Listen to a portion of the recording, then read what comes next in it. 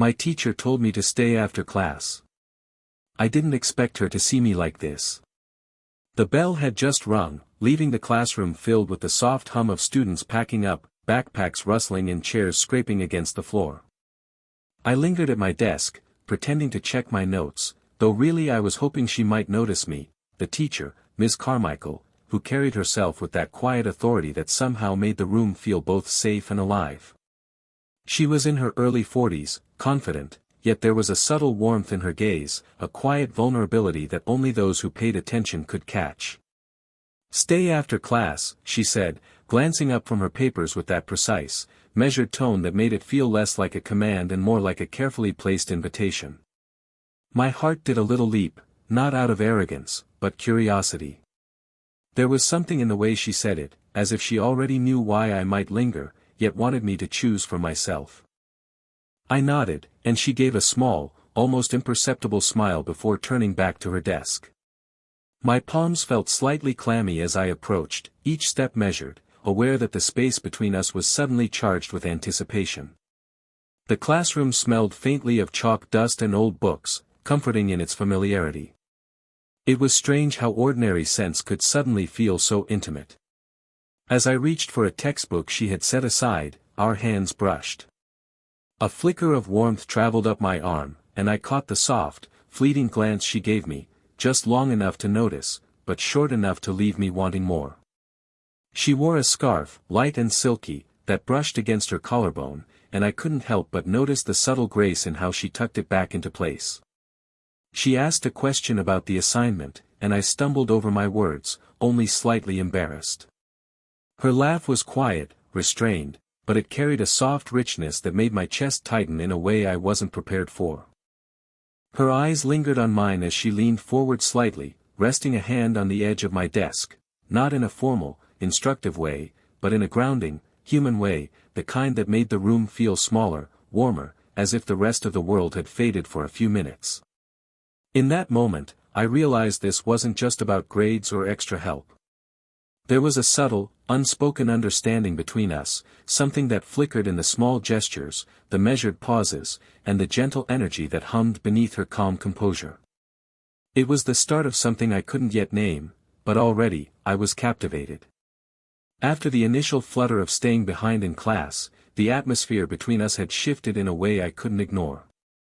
It wasn't dramatic, nothing out of place, but there was a warmth that hummed beneath the surface whenever our eyes met.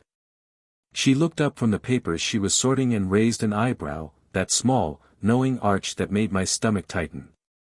"So, are you hoping I'll grade you more generously?" she teased, her voice smooth but lightly teasing, as though she enjoyed seeing me squirm just a little. I tried to mask my blush with a smirk. "Only if you grade me yourself," I said, letting the words hang in the air longer than necessary. It was playful, but there was an undercurrent, a gentle testing of boundaries that neither of us fully acknowledged. She tilted her head slightly, and I noticed the way the light caught the subtle highlights in her hair, softening the strength in her gaze. "Flattery will only get you so far," she replied, leaning against her desk casually. Her confidence was effortless, yet there was a subtle warmth in her posture, the kind that invited conversation without demanding it. We fell into an easy rhythm, trading quips back and forth, the tension stretching in the pauses between words. Each time our hands brushed while reaching for a notebook or pen, a small jolt ran through me, electric but grounding at the same time. Her fingertips lingered just a fraction too long on the edge of my notes, and I felt the warmth seep into my skin in a way that was startlingly human. The classroom, usually so ordinary, became a cocoon. The smell of chalk dust and paper mingled with the faint perfume she wore, warm, floral, intimate without being overpowering. I realized I was paying attention to the smallest details, the way she tucked her hair behind her ear, the curve of her smile when she caught me mid-tease, the quiet steadiness of her breathing as she leaned closer to explain a concept. There was something almost magnetic about the way she moved, graceful, composed, yet undeniably present in the moment. I noticed how my own posture shifted subtly, leaning in without thinking, drawn toward her energy. Even her laughter, light and restrained, carried a rhythm that seemed to echo in the space between us, leaving me both nervous and exhilarated. By the time I finally glanced at the clock, I realized we had been talking longer than either of us intended. The playful teasing had evolved into something more, an unspoken curiosity, a shared awareness that neither words nor gestures alone could fully capture. And in that quiet stretch of time, I understood that what started as a simple after-class conversation was quietly becoming something I couldn't quite define, but desperately wanted to explore. The initial teasing had faded, leaving a softer, more intimate rhythm between us. The classroom was quiet now, sunlight filtering through the blinds and painting long, warm stripes across the floor. I found myself paying attention not just to what she was saying, but to the way she said it, the slight inflection in her voice, the gentle tilt of her head, the way her fingers traced the edge of a notebook absent-mindedly. "I've always loved music," she said quietly, almost as if sharing a secret. "Classical music. Something about it, it feels like it can hold everything you can't put into words." She looked down at her papers for a moment, then back at me, and I caught the faintest shadow of vulnerability in her eyes.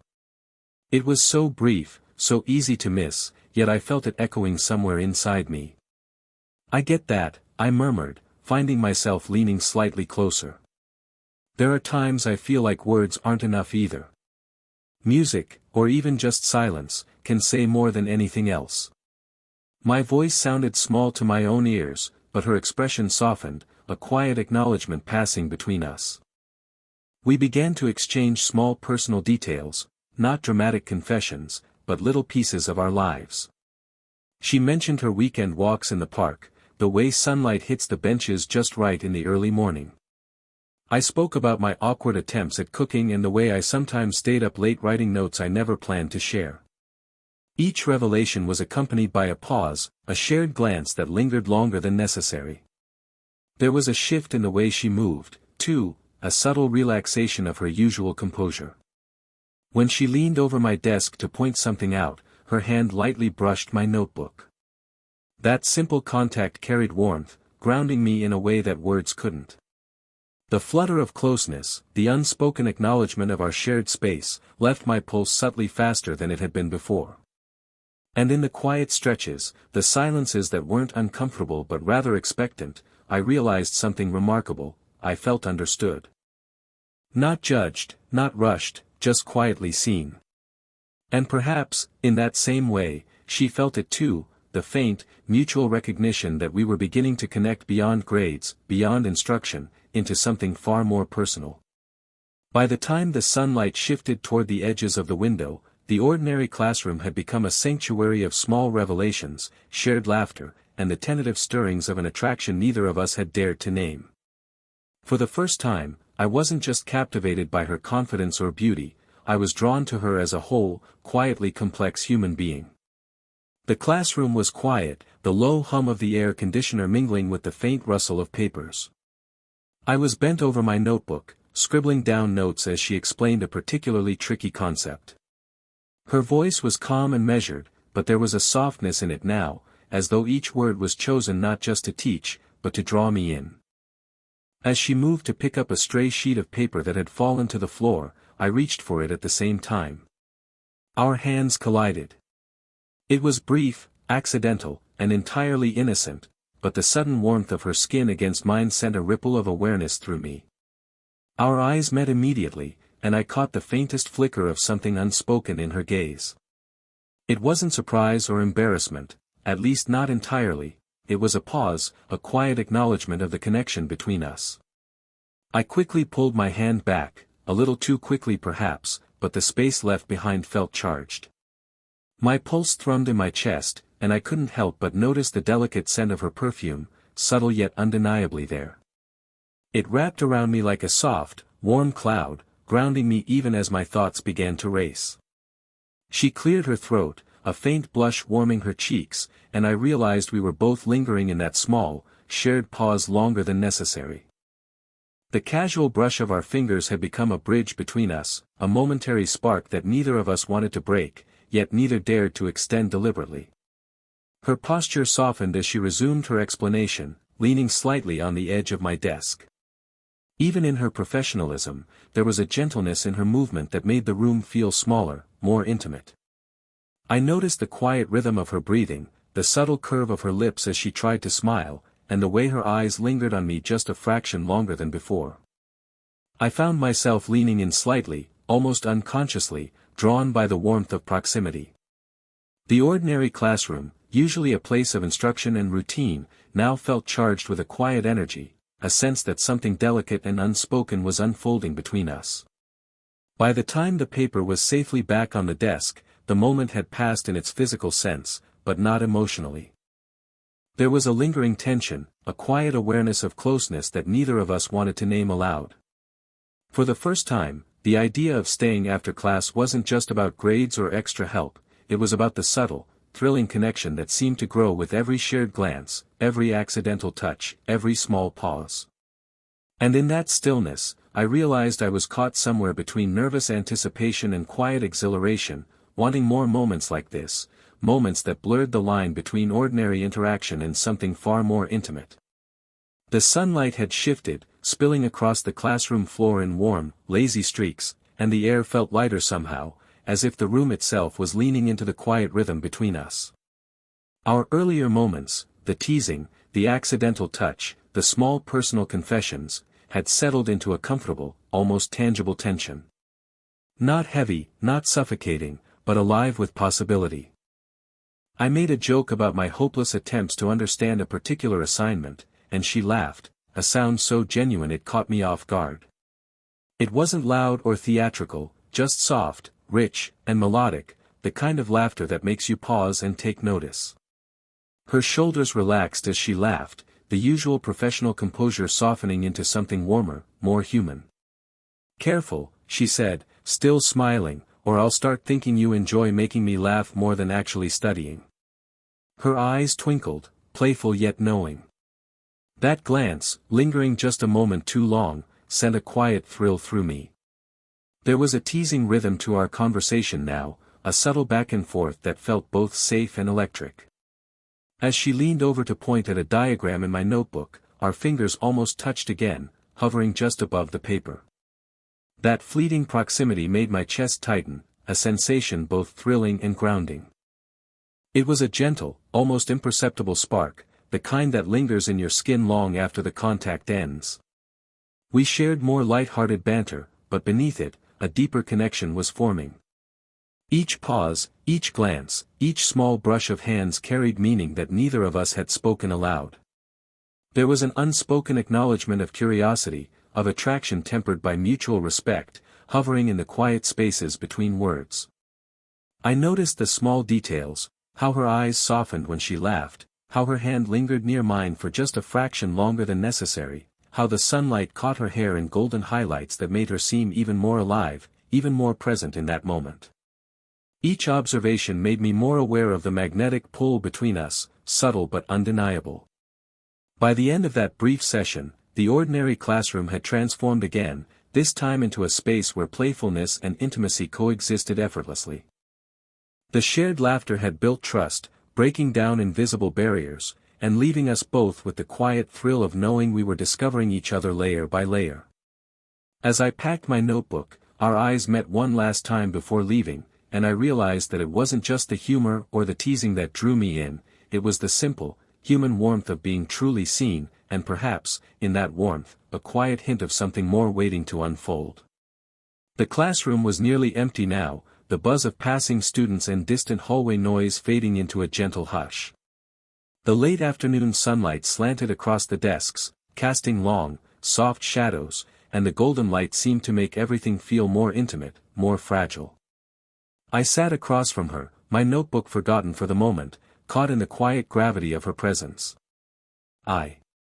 I look forward to staying after class," I admitted softly, my words feeling oddly heavy in the silence. "More than I probably should." My fingers fidgeted with the edge of a page, but I couldn't bring myself to look away from her. For a heartbeat, she said nothing, just let the words hang between us. Then, slowly, she tilted her head, and a gentle smile curved her lips. "I enjoy your company too," she said, her voice low, careful. Not formal, not distant, honest. Her eyes held mine, unwavering yet tender, as if she were inviting me into a space usually reserved for very few people. The world seemed to narrow to just the two of us. I noticed the subtle relaxation of her shoulders, the soft rise and fall of her breathing, and the faint warmth radiating from where her hand rested on the edge of my desk. It wasn't a touch of instruction, it was grounding, comforting, a quiet reminder that I wasn't just seen, I was welcomed. For a moment, the distance between us didn't feel like age or expectation, it felt like possibility. Yet, there was a careful tension in the air. I could feel the weight of the unspoken boundaries, the professional lines we hadn't crossed, and the mutual hesitation that made our connection all the more electric. Her gaze flickered briefly, as though she, too, was weighing every step, every glance, every word. "I sometimes wonder if I'm making it harder than it needs to be," I said, my voice almost a whisper, acknowledging the vulnerability I hadn't shown anyone else. She leaned slightly closer, not pressing, but narrowing the space just enough for the warmth to reach me. "You're not," she replied softly, a hint of reassurance threading through the words. "Sometimes, the right connection just needs patience." Her eyes softened, and I felt the full weight of her sincerity. In that quiet, suspended moment, I realized we were both navigating something delicate and unspoken, mutual attraction tempered by respect, desire softened by patience, and an intimacy that transcended words. The afternoon light caught her hair, and I noticed every detail, the small highlights, the gentle sway as she shifted slightly, the way her presence anchored me in a way I hadn't anticipated.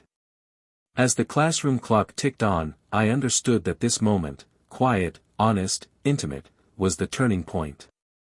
The playful teasing and subtle touches of before had grown into something deeper, something emotionally resonant, and for the first time, I felt we were both aware of the possibility of more, without needing to rush, without needing to cross the line.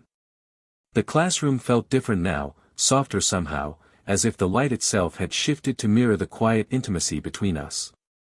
Late afternoon sunlight poured through the blinds, casting golden stripes across the floor and illuminating the dust motes that danced in the still air.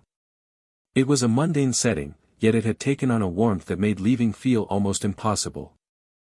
She looked up from her papers, meeting my gaze with a small, approving smile. "You've done well today," she said softly, her voice carrying both pride and a hint of something unspoken. My chest tightened at the way her eyes lingered on me, a mixture of care and quiet curiosity that went beyond professional concern. As I packed my notebook, she reached out and touched my shoulder lightly, a simple, deliberate gesture. Her hand was warm, reassuring, and fleeting, yet the contact left a lingering awareness of her presence that pulsed through me long after. It wasn't a touch meant to cross boundaries, but one that spoke volumes in the quiet language of subtle intimacy. I paused, feeling a momentary hesitation, aware of the unusual, thrilling gravity of our connection. Then our eyes met again, holding each other's gaze, and there was an unspoken acknowledgement that we had shared something rare and quietly profound. That even in a brief encounter, in the ordinary space of a classroom, we had discovered a connection layered with trust, warmth, and mutual respect. "I'll see you next class," I said, my voice soft but steady. There was more than routine in my words, there was anticipation, curiosity, and a quiet excitement that made the ordinary phrasing feel charged. She smiled, just the slightest curve of her lips, and gave a subtle nod. "I'll be here," she replied, her hand lingering for the briefest moment on the edge of the desk. The warmth of her presence, the steadiness of her gaze, and the quiet kindness in her tone left me both exhilarated and grounded. As I finally stood to leave, our hands brushed again, accidental yet deliberate enough to send a gentle jolt through me. The classroom felt suspended in that instant, a delicate space where time slowed, allowing us to savor the subtle intimacy we had cultivated over the past few days. Stepping into the hallway, I felt a quiet certainty that something meaningful had begun, a slow, respectful, and deeply human connection that promised more moments like this in the future. It wasn't dramatic or rushed, it was warm, tender, and profoundly satisfying. The door closed behind me, leaving the faint echo of our shared laughter, lingering glances, and gentle touches in the quiet classroom. For the first time, I understood that the slow burn of connection, the gradual unfolding of trust, affection, and quiet desire, was exactly where it needed to be. And as I walked away, I carried with me the quiet thrill of knowing that our story was already unfolding, in the small, meaningful gestures that mattered most. If you enjoyed this slow-burn romance and want to see more age-gap stories filled with tension, heart, and quiet intimacy, don't forget to like, subscribe, and hit the bell so you never miss a new chapter. Share your thoughts in the comments. Would you want to stay after class too?